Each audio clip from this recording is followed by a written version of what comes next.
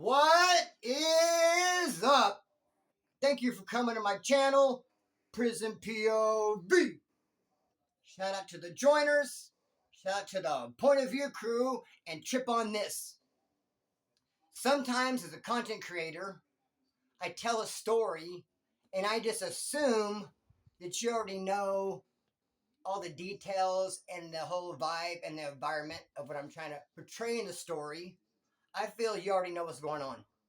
And if I happen to leave a couple things out, that's okay because you'll fill in the blanks and you get it. But that's not always the case, I'm finding out. Sometimes I notice I just jump feet first into a story, tell the story, but yet not tell the story. I'm explaining a story, but yet I'm not explaining it because I'm leaving out important details.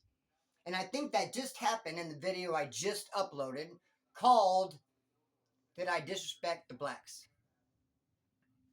And in it, there's one whole story, the whole foundation of it. The story is just built around the idea of some whites wanting me to play pinochle with a black guy. Because in order to get a good game of pinochle going, it takes 4. Oh, sure, you can play it with 3. You can play it with 2. But no, to really play them nuts, homeboy, you need 4 people. Only 3 people knew how to play, including myself. Whites, that is. And so the other 2 whites wanted to include a black dude who knew how to play, just so we can get a game of pinochle going. And I declined their offer. I have seen way too many times where people bend or break the rules over here and they get caught way over here for it. Things have a way of coming full circle and just popping up a year, sometimes 2 years later. Oh yeah, that's that guy that was over here and did XYZ. And besides, I'm just not going to, we all know what integrity is. Integrity is doing what's right when no one's really looking. I'm not going to be in a spot where I conspire with some other woods, like, okay, let's break a rule, somewhat of a major rule. Playing cards with a black guy, and then later enforce the rule if someone else did it, or just try to say, I support that rule, or just whatever, go with the politics. But no, on the down low, I'm over here breaking them. So my conscience couldn't let me live with it. And so, but I failed to explain, like, what's the get down with the cards, Splinter, the why. I'm sure a couple of people had been asking themselves as I'm telling the story, like, Splinter, what do you mean? These 2 woods wanted you to play cards with a black dude. You said no. Like, why? What was wrong with him? Or what's that situation like? Fill me in. Or even if you know that woods cannot play cards with the blacks in California jails and prisons, you may be asking yourself, well, what can you do though?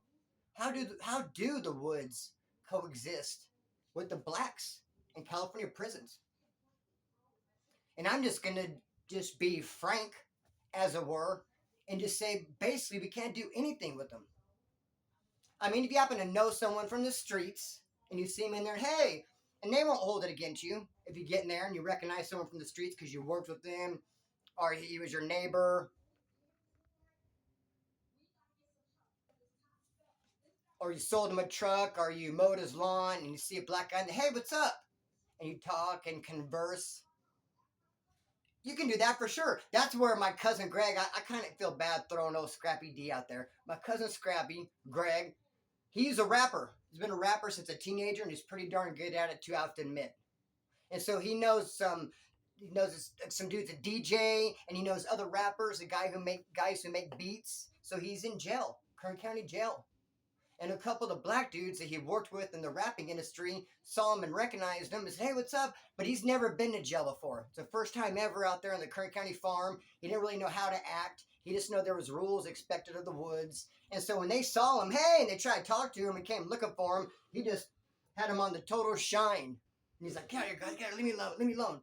And then they picked up on what was going down, and they thought it was funny. So they start trying to talk to him all the more and wave at him from across the yard and make a big deal out of it and clown him. He went to the extremes. He could have been all, oh, hey, what's up, guys? Talk to him. So you can talk, but you cannot work out. You can't play cards. You can't play sports. Now, sometimes they have in prisons, low-level prisons, CCFs, level 1s, on the holidays, they will have I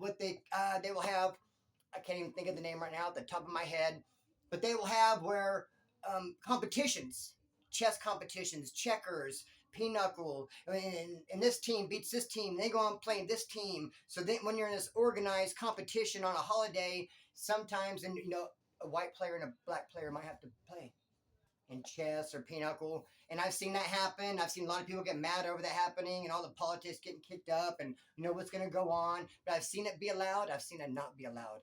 But by and large, cannot play any kind of games with them, cannot eat with them, cannot smoke after them, drink after them, sell up with them. Basically nothing. And why is that? And I wrote down some things we can go over because, I can't really off the top of my head come up with all this stuff. I need to marinate a little bit before the video so I can give you guys the gold, give you the goods. But for example, a story I can remember. This white guy got himself in a wreck because two black guys were playing catch back and forth on the farm. They had mitts, gloves, and they were playing catch with a baseball. And one of them missed the baseball. And it went flying and went rolling down yonder. And a white guy grabbed it for him, picked it up. Here's your ball. Some woods followed him back to his dorm and jumped him, beat his ass, stomped him out. A lot of people got mad at that. A lot of people thought they went too far. He wasn't actually playing with them. He was just merely giving a ball back to him. But there's hungry sharks out there. There's bloodthirsty sharks. They're just looking for anybody to step out of line. So I remember one time, too, being in H facility in Wasco Reception at dinner time. And we're all eating. We're eating chicken. And at the end, there was leftover chicken, and the porters can split it up evenly. And this black guy grabbed one of the chickens. And everyone got pissed off, and it kicked off a big old riot. Why? Because he touched it. Now no one could eat it. The Southsiders have the same rules as the Woods. As far as no programming with the blacks at all. You can't work out with them, can't eat with them, smoke with them, do anything at all. Except for maybe walk a lap and chit-chat it up. And, of course, business. Sometimes business. Hey, sometimes can buy the drugs off them, sometimes cannot. Why are these rules into effect? These rules come from the 60s. And the reason being, because everything leads to a riot. Okay, what if a white guy is playing cards with a black dude? Innocent little game of cards. Maybe some head-up two-man pinochle. Then a little bit of innocent gambling. And then it turns into a riot. Because it's not going to be a one-on-one.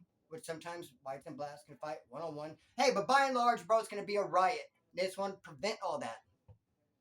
What? And then no eating, because what if there's a white dude working in the kitchen, and he's bringing out all this extra food, and he lives next door to a black dude, and he knows another black dude from his hometown, so he's kind of cool with them. So then he's coming out of the kitchen with extra food, and he's giving it to his black friends. This white guy is, let's say.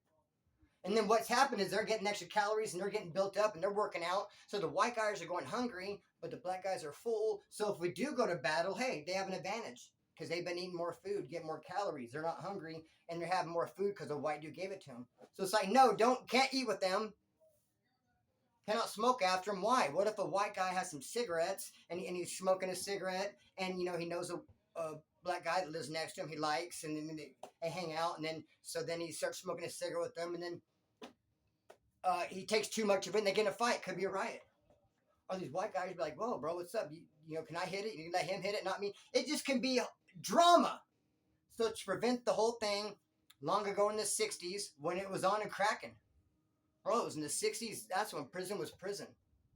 And the Aryan Brotherhood, the Mexican Mafia, NF, and the BGF, I believe it was called, all in the yard, just kicking up mad dust. That's when these rules came into effect. That's when it's like, okay, white guys, you just hang out with white guys and just prevent any sort of problems or any sort of drama. Just kick amongst your own. Now, bro, I have been in trouble for it. I have been in trouble for it. I lost my mind in county jail. There's a video on it. For the longest, I used to think it was because I got in a wreck. I was driving my truck and I got into a wreck. I thought I hit my head, went into county jail, acting out of line. But in hindsight, I'm starting to think I was taking Clozapine. And a lot of times when you come off Xanax or Clozapine, it'll just make you all messed up in your mind. So I go into county jail. I don't know where I'm at. I'm acting just all kinds of funny style. And I end up sitting down with the black dude at the black table. Not just with the black dude, at the black table even. Because we have white tables and we have black tables. And I went and played head-up pinochle with him. The white dude, Billy, the skinhead from Taft, thought I was trying to heart check him. He thought I was just purposely breaking a big rule on purpose. Like, what are you gonna do about it? People were tripping. Even the black dude I sat down and started playing cards with thought I was trying to set him up. They knew I was out of my damn mind. I ended up owing 123 burpees for the house. How about the time I was in Toro Dorm at Soledad? And the whites and blacks had gotten into a big riot. So they took all the blacks out. There's none in that dorm. And in that dorm, there's two TVs. There was a white and a Southsider TV, and there was a black and Norteño TV. But the blacks were gone. Only the Norteños were there. And they were watching a rap award show. And there's a rap R&B song that I really liked, was playing live. So I asked the Norteños, hey, can I have a seat in the front row and watch your guys' TV? They said yes. The Woods start tripping on me. Big time. Eyeballing me. Bro, they didn't know what to think. I'm just trying to watch a little bit of TV. I had a couple flanking me over here, some over here staring at me. I heard them sharpening shit up. They're like, bro, they were packing my stuff. They're about to send me out the door, brother, or try to. They didn't know what was going on. And I'm just like, want to just watch a little TV. But on the black side of the day room, but there's no blacks here, though. Bro, it was just crazy, dog. I should have never even tried it. But, bro, I have been in trouble for all kinds of infractions. Small, minor, big, medium, and large. But we cannot program with the blacks at all. And that is rules that came from the 60s. Now, in that last video, did I disrespect the blacks? There's 3 stories in there. Someone left a comment. And he said, Splinter, haven't we heard this story 3 times about the Pisces and the blacks? And I removed your comment, brother. I apologize. Hey, I didn't block you, though. Never that. But the comment, I gotta admit, made me a little bit aggravated. So I lashed out like a child. I do it from time to time, have tantrums and throw fits. I removed it, bro, because no, you have not heard that story I told about the Pisces and the Black Riot. Now, if you remember, I started that story off by saying I have a lot of stories like this about the Pisces and the Blacks fighting over the TV. It's happened a lot. So obviously, I'm going to have a lot of stories. But the story I think you're thinking of is when I was in the video doing time with the blacks, which I believe got cut off before the end anyway. And I said how this big black dude took on the whole Pisces over a TV and rocked him. Won the battle. One man against many. This big ass black dude just threw water on their TV. It's happened a zillion times. They got pissed, rushed him. Bro, another one bites the dust. They all ate shit, and he did not, is what I was trying to say in that story. This story, bro, I know I have not told before about me getting involved and it becoming a riot and the Woods getting involved, because actually it's not a fond memory of mine.